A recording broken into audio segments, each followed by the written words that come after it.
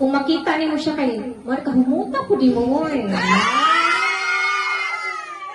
Dayon, bisip ito haggard kay siya kay, wala siya fresh ka ayo ah. Wala pa bang ko naligo? Wala ka siya dyan moment kay happy kit siya per me. Basta siya tulog niya. Ako na dyan eh. Nag-iwit ako dito siya. Diba? Ang ako na mulutan kay walay lain si Ethel, ang pinagata. Picture tayo. Si Manong Totos. Si Manong Totos na mo. So, kaya ko na bunutan, guys. Nag-lisod yung ba ni guys? Kaya tungod, dili pa ko hilig kong Shopee, dili ko hilig kong TikTok. So, nangyari yung tabang sa atong G-Cell. So, wato. Karon, same siya putos. So, kaya ko na bunutan, grabe ka energetic. Di ba? Isa pa, dancerous. Isa pa, healthy pa dyan. Ulag lay-lay, o papor-papor. Pinaka-upbeat sa mong team. Ate! Bili! Pinaka-sexy! Pinaka-sexy! O pinaka-bawog o pilok.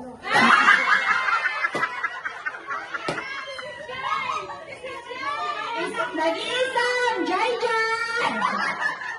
Amin ako! Amin ako yung sa pinakabahong ilong. Mga dalawang intro. Dua lagi na. Okay. Paano siya ka ng gwapa? Nagagwapa man mintan. Gwapa man mintan, Andre. Taga man to gwapa. Oh yes. Sa tingin po. So, paano siya ka ng Jolly Food? Jolly food. Sige. Bawang ko siyang tilo. Ate Giselle.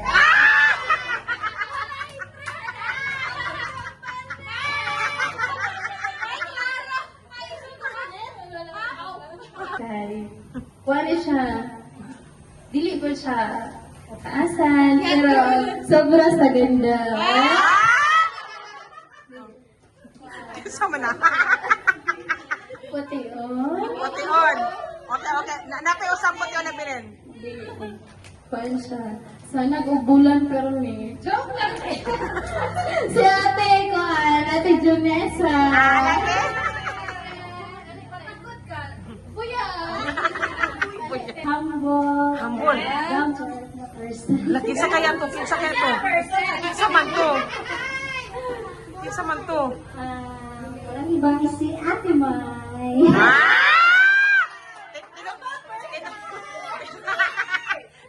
Tinuod ba, Timay? Tinuod na, Timay?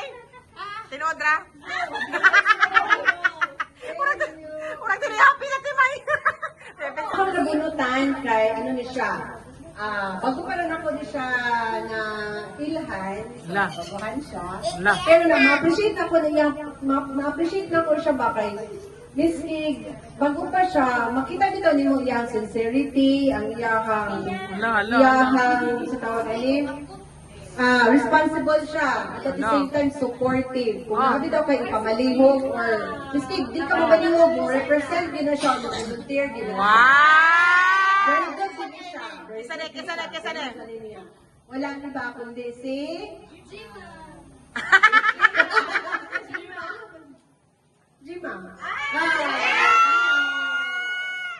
Iiyak na yan.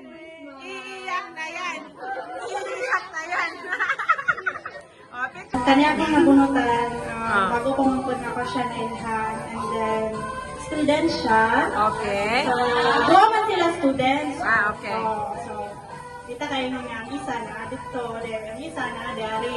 Pero yung kani lagi, nagiso yung po ni sa parcel kay, ugma dyan niya ihatod, kaso ako na lang dyan nag-adjust, na ito yung po po ang bodega. So, no choice yun ko, hasta kinita, so, Asa ba Selena. Ala! Ako na, uy. So, ako ang nabunutan kay very hardworking mama. La. At La. pinaka-dancer niya sa Team Y. Sa Caterina. O, saya na be. Sayaw na be. Sayaw, sayaw. Sampul sa sayaw. Sayaw sa. Sayaw sa. Sayaw sa. Ala. Ay, yung tinuod. Active kayo siya, lamig love life. La.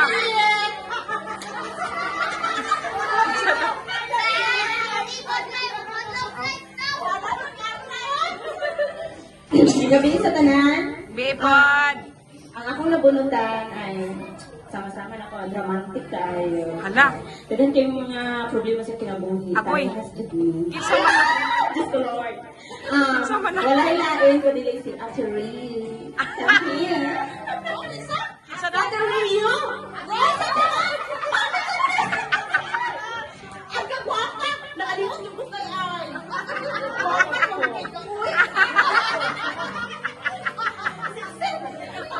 Ang first sabi, ang pareha og love life.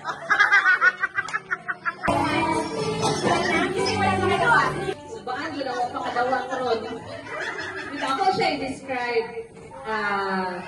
Asensyosa kayo ni siya, basta di ta ka-apilugsin.